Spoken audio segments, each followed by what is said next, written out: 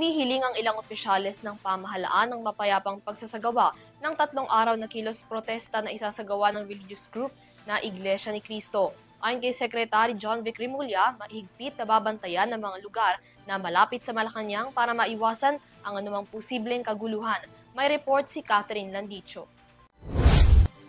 Bago ang ikakasang planong rally ng Iglesia ni Cristo o INC sa Quirino Grandstand, mula November 16 hanggang 18 nananawagan ng Department of the Interior and Local Government o DILG na sa Secretary John B. Cremulya para sa mapayapa at maayos sa pagdaraos nito. Binigyan din niya na tungkulin ng ahensya na tiyaking ligtas at payapa ang lahat ng aktibidad sa nasabing pagtitipon.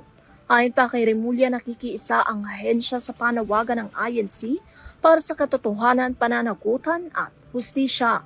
Kabilang sa paghahanda ang mas pinaigting na seguridad, lalo na sa mga lugar na malapit sa Malacanang. Ito'y upang maiwasan ang anumang posibleng kaguluhan.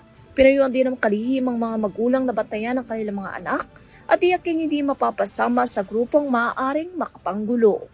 Pinapalalahanan din ni Rimulya na protektado ng saligang batas ang karapatang magpahayag at magpulong, ngunit hindi kasama sa karapatang ito ang anumang uri ng pananakit o panggugulo.